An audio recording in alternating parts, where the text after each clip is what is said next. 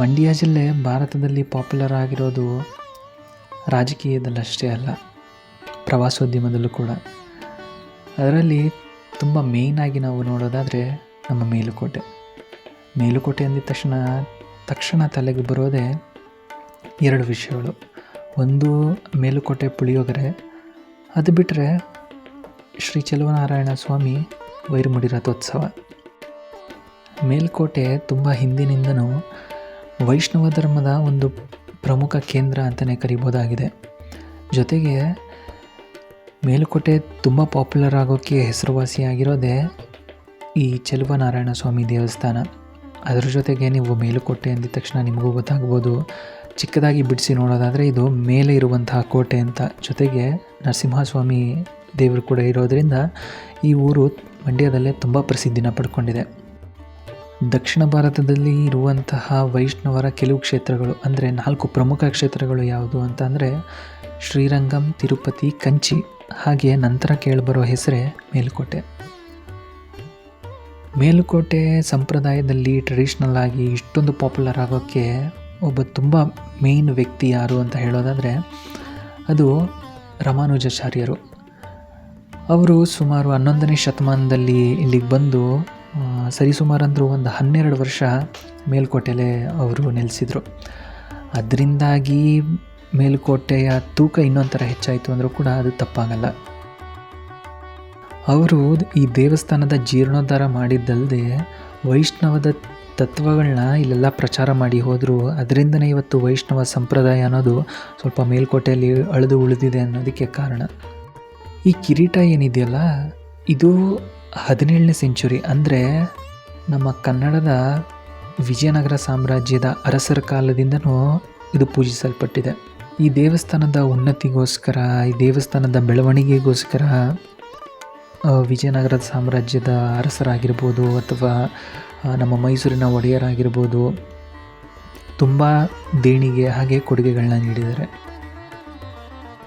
ಇದು ನಮ್ಮ ಮೇಲುಕೋಟೆ ಹಾಗೆ ವೈರಮುಡಿ ಉತ್ಸವದ ಬಗ್ಗೆ ಕೆಲವು ಮಾತುಗಳಾದರೆ, ಈ ವೈರಮುಡಿ ಉತ್ಸವ ಹೇಗೆ ಶುರುವಾಯಿತು, ಹೇಗೆ ಪ್ರಾರಂಭ ಆಯಿತು ಅಂತ ನಾವು ಚಿಕ್ಕದಾಗಿ ನೋಡೋಣ. ವೈರಮುಡಿ ಉತ್ಸವ ಯೂಶ್ವಲ್ ಆಗಿ ನಡೆಯೋದು ಮಾರ್ಚ್ ಮತ್ತು ಏಪ್ರಿಲ್ ತಿಂಗಳಲ್ಲಿ. 2020-25ರಲ್ಲಿ ಇದು ಏಪ್ರಿಲ್ ತಿಂಗಳಲ್ಲಿ ನಡೀತಿದೆ. ಇದು ಪ್ರತಿ ವರ್ಷ ನಡೆಯುತ್ತೆ. ಇದನ್ನು ದಕ್ಷಿಣ ಭಾರತದ ಒಂದು ವೈಷ್ಣವ ಸಂಪ್ರದಾಯದಲ್ಲೇ ಒಂದು ಅತ್ಯಂತ ಪವಿತ್ರವಾದ ಆಚರಣೆ ಅಂತ ಕೂಡ ಜನರು ನಂಬಿದ್ದಾರೆ. ವೈರಮುಡಿ ಅರ್ಥನ ತಿಳಿಯೋಕ್ಕೂ ಮುಂಚೆ ಇದನ್ನು ತಮಿಳಲ್ಲಿ ಏನಂತ ಕರೀತಾರೆ ಅಂತ ತಿಳ್ಕೊಂಡ್ರೆ ನಮಗೆ ಅರ್ಥ ತುಂಬ ಈಸಿಯಾಗತ್ತೆ. ತಮಿಳಲ್ಲಿ ವೈರ ಅಂದರೆ ಡೈಮಂಡ್ ಅಂತ, ವಜ್ರ ಅಂತ, ಹಾಗೆ ಮುಡಿ ಅಂದರೆ ಕೂದಲು ಅಥವಾ ತಲೆ ಅಂತ ಹೇಳ್ತಾರೆ. ಅಂದರೆ ಅಪ್ಪಟ ಕನ್ನಡದಲ್ಲಿ ನಾವು ಇದನ್ನು ಹೇಳೋದಾದರೆ ವಜ್ರ ಖಚಿತ ಕಿರೀಟ ಅಂತಲೇ ಹೇಳ್ಬೋದು. ಈ ವಜ್ರ ಖಚಿತವಾದ ಕಿರೀಟನ ಶ್ರೀ ಚೆಲುವನಾರಾಯಣ ಸ್ವಾಮಿಗೆ ಹಾಕೋ ಈ ಉತ್ಸವ ಅಥವಾ ಆಚರಣೆನೇ ನಾವು ವೈರಮುಡಿ ಉತ್ಸವ ಅಂತ ಕರಿತೀವಿ. ಈ ವೈರಮುಡಿ ಉತ್ಸವ ಹೇಗೆ ಶುರುವಾಯಿತು, ಎಲ್ಲಿಂದ ಶುರುವಾಯಿತು ಅಂತ ಹೇಳೋದಕ್ಕೆ ತುಂಬ ನಾನಾ ಥರದ್ದಾದ ಕಥೆಗಳಿದೆ. ಅದರಲ್ಲಿ ಕೆಲವು ಹೇಳೋದಾದರೆ ತ್ರೇತಾಯುಗದಲ್ಲಿ ಅಂದರೆ ರಾಮ, ಲಕ್ಷ್ಮಣ, ಆಂಜನೇಯ ಇದ್ದಂತಹ ಕಾಲದಲ್ಲಿ, ರಾಮನ ಪಟ್ಟಾಭಿಷೇಕ ನಡೀತಿದ್ದಂತಹ ಕಾಲದಲ್ಲಿ ದಶರಥ ಮಹಾರಾಜ ಪಟ್ಟಾಭಿಷೇಕದ ಕಾಲಕ್ಕೆ ಈ ವಜ್ರ ಖಚಿತವಾದ ಕಿರೀಟನ ರಾಮನಿಗೆ ತೊಡಿಸಿದ್ರು. ಅಲ್ಲಿಂದ ಇದು ಇಲ್ಲಿಗೆ ಬಂತು ಅನ್ನೋ ಒಂದು ನಂಬಿಕೆ ಇದೆ. ಇದ್ರ ಜೊತೆಗೆ ಇನ್ನೊಂದು ಕತೆ ಕೂಡ ಇದೆ. ಏನಂದರೆ ದ್ವಾಪರ ಯುಗದಲ್ಲಿ ಅಂದರೆ ಕೃಷ್ಣ ಇದ್ದಂತಹ ಕಾಲದಲ್ಲಿ ಗರುಡ ಕೃಷ್ಣನಿಗೆ ಕೊಟ್ಟಿದ್ದು. ಅಂದರೆ ನಿಮಗೆ ಗೊತ್ತಿರ್ಬೋದು, ಚೆಲುವನಾರಾಯಣ ಬಂದು ವಿಷ್ಣುವಿನ ಒಂದು ರೂಪ. ಆ ವಿಷ್ಣುವಿನ ರೂಪ ಇನ್ನೊಂದು ರೂಪ ಆದಂತಹ ಕೃಷ್ಣನಿಗೆ ಗರುಡ ಕೊಟ್ಟಿದ್ದು ಅಂತ. ಇದೇ ಥರ ಇನ್ನೊಂದು ಹೇಳೋದಾದರೆ ವೈಕುಂಠದಿಂದ ವಿರೋಚನ ಅನ್ನೋ ರಾಕ್ಷಸ ನಾರಾಯಣನ ಕಿರೀಟನ ಅಂದರೆ ವಿಷ್ಣುವಿನ ಕಿರೀಟನ ಕದ್ದು ತರಬೇಕಿದ್ರೆ ಗರುಡನೊಟ್ಟಿಗೆ ತುಂಬ ದೊಡ್ಡ ಜಗಳ ಆಗುತ್ತೆ. ಜಗಳ ಆಗಿ ಅದನ್ನು ಮರಳಿ ವಿಷ್ಣುವಿಗೆ ತಂದು ಕೊಡೋ ಕಿರೀಟನೇ ಈ ರತ್ನಖಚಿತವಾದಂತಹ ಕಿರೀಟ ಅಂತ ಜನವಲಯದಲ್ಲಿ ಒಂದಷ್ಟು ಮಾತುಗಳಿದೆ. ಈ ವಜ್ರ ಖಚಿತ ಕಿರೀಟನ ಎಲ್ಲಿಟ್ಟಿರ್ತಾರೆ, ಹೇಗೆ ಸೇಫ್ ಮಾಡ್ತಾರೆ ಈ ಕಾಲದಲ್ಲಿ ಅಂತ ಹೇಳೋದಾದರೆ ನಮ್ಮ ಕರ್ನಾಟಕ ಸರ್ಕಾರದ ಖಜಾನೆಯಲ್ಲಿ ಇಟ್ಟಿರ್ತಾರೆ, ಅಂದರೆ ಮುಜರಾಯಿ ಇಲಾಖೆಯಲ್ಲಿ. ಪ್ರತಿ ವರ್ಷ ಉತ್ಸವ ನಡೆಯೋ ಕಾಲದಲ್ಲಿ ಅಂದರೆ ಹಿಂದಿನ ದಿನ ಇದನ್ನು ಮುಜರಾ ಇಲಾಖೆಯಿಂದ ಮೇಲ್ಕೋಟೆಗೆ ತೊಗೊಂಡು ಹೋಗ್ತಾರೆ. ತೊಗೊಂಡು ಹೋಗುವಾಗ ತುಂಬ ಬಿಗಿ ಭದ್ರತೆಯಿಂದ ತೊಗೊಂಡು ಹೋಗ್ತಾರೆ. ಅಂದರೆ ಮುಂದೆ ಒಂದು 10 ಜೀಪ್ಗಳು ಅಥವಾ ಹಿಂದೆ ಒಂದು 10 ಜೀಪ್ಗಳು ಹೋಗ್ತಾ ಇರುತ್ತೆ, ಜೊತೆಗೆ ಪೊಲೀಸ್ ವ್ಯಾನ್ಗಳು ಕೂಡ.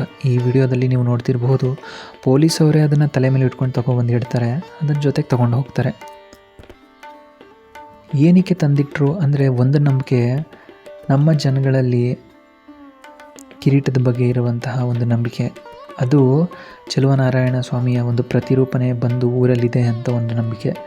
ಪಾಂಡವಪುರದಿಂದ ಮೇಲುಕೋಟೆ ಮಧ್ಯದಲ್ಲಿ ಬರುವಂಥ ಎಲ್ಲ ಗ್ರಾಮಗಳಲ್ಲೂ ನಿಲ್ಲಿಸಿ ಇದಕ್ಕೆ ಪೂಜೆ ಮಾಡಿಸಿ ತಗೊಂಡು ಹೋಗ್ತಾರೆ. ಸುಮಾರು 13 ದಿನ ನಡೆಯುವಂಥ ಈ ಕಾರ್ಯಕ್ರಮದಲ್ಲಿ ವೈರಮುಡಿ ನಡೆಯೋ ಹಿಂದಿನ ದಿನ ತಗೊಬಂದು ಸಾವಿರಾರು ಜನ, ಲಕ್ಷಾಂತರ ಜನ ಭಕ್ತಾದಿಗಳ ಮುಂದೆ ಇದನ್ನು ಓಪನ್ ಮಾಡಿ ತೋರಿಸ್ತಾರೆ. ನೀವಲ್ಲಿ ಫೋನ್ ತೊಗೊಂಡು ಹೋಗಿದ್ರೆ ಅಥವಾ ಕ್ಯಾಮ್ರಾ ತೊಗೊಂಡು ಹೋಗಿದ್ರೆ ನೀವು ಶೂಟ್ ಮಾಡ್ಕೊಂಬರ್ಬೋದು. ನೀವು ನೋಡ್ತಿರ್ಬೋದು, ಅವರು ಓಪನ್ ಮಾಡಿ ತೋರಿಸ್ತಿದ್ದಾರೆ ಜನರಿಗೆ ಎಲ್ರಿಗೂ. ಈ 13 ದಿನ ಮದುವಣಗಿತ್ತಿಯಂತೆ ತಯಾರಾಗುವಂತಹ ಮೇಲ್ಕೋಟೆನ ನೋಡೋಕ್ಕೆ 2 ಕಣ್ಣುಗಳು ಸಾಕಾಗಲ್ಲ. ಯಾಕಂತ ಅಂದರೆ ದೀಪಗಳಿಂದಾಗಿರ್ಬೋದು ಅಥವಾ ಹೂಗಳಿಂದ ಆಗಿರ್ಬೋದು ಅಥವಾ ಜನಮನಗಳಿಂದ ಆಗಿರ್ಬೋದು ಹೊಸ ಅದ್ಭುತದ ರೀತಿಯೇ ನಮ್ಮ ಮೇಲ್ಕೋಟೆ ಕಾಣಿಸೋಕ್ಕೆ ಶುರುವಾಗತ್ತೆ. ಈ 13 ದಿನ ಕೂಡ ಹಲವಾರು ವಿಭಿನ್ನ ಕಾರ್ಯಕ್ರಮಗಳಿಂದನೇ ತುಂಬಿ ತುಳುಕ್ತಿರುತ್ತೆ. ಕೊನೆ ದಿನ ಆದಂತಹ ವೈರಮುಡಿ ದಿನ ಈ ಕಿರೀಟನ ಚೆಲುವನಾರಾಯಣ ಸ್ವಾಮಿಗೆ ಅರ್ಪಿಸ್ತಾರೆ. ಅಂದರೆ ದೇವರ ತಲೆ ಮೇಲಿಟ್ಟು ಮೆರವಣಿಗೆನ ಮಾಡ್ತಾರೆ. ಅದೇ ದಿನ ನಾವು ವೈರಮುಡಿ ಉತ್ಸವ ಅಂತ ಕರಿತೀವಿ. ಆ ದಿನ ನೀವು ದೇವಸ್ಥಾನದಲ್ಲಿ ಅಥವಾ ಮೇಲುಕೋಟೆಯಲ್ಲಿ ಸುಮಾರು ಲಕ್ಷಾಂತರ ಜನರನ್ನು ನೋಡಬಹುದು. ಕರ್ನಾಟಕ ಅಲ್ಲದೆ ಬೇರೆ ಬೇರೆ ರಾಜ್ಯಗಳಿಂದ, ಬೇರೆ ಬೇರೆ ದೇಶಗಳಿಂದ ಭಕ್ತಾದಿಗಳು ಬರ್ತಾರೆ ಈ ಸಂಭ್ರಮನ ಕಣ್ತುಂಬ್ಕೊಳ್ಳೋಕ್ಕೆ ಅಂತ. ಈ ಉತ್ಸವದ ಇನ್ನೊಂದು ಪ್ರಮುಖ ಕೇಂದ್ರ ಬಿಂದು ಅಂದರೆ ಅದು ಗರುಡ. ಗರುಡನ ಮೇಲೆ ಚೆಲುವನಾರಾಯಣ ಸ್ವಾಮಿ ಕೂತಿರ್ತಾರೆ. ಅವರ ತಲೆ ಮೇಲೆ ಈ ವಜ್ರಖಚಿತವಾದ ಕಿರೀಟ ಇರುತ್ತೆ. ಈ ಮೂರ್ತಿಯನ್ನು ಮೇಲುಕೋಟೆ ಸುತ್ತ ಮೆರವಣಿಗೆ ಮಾಡ್ತಾರೆ. ಅದೇ ಉತ್ಸವ. ಇದು ನಮ್ಮ ಕರ್ನಾಟಕ ಸಾಂಸ್ಕೃತಿಕ ಹಾಗೆ ಧಾರ್ಮಿಕತೆಗೂ ಕೂಡ ಒಂದು ಹೊಸ ರೂಪನೇ ಕೊಡ್ತು.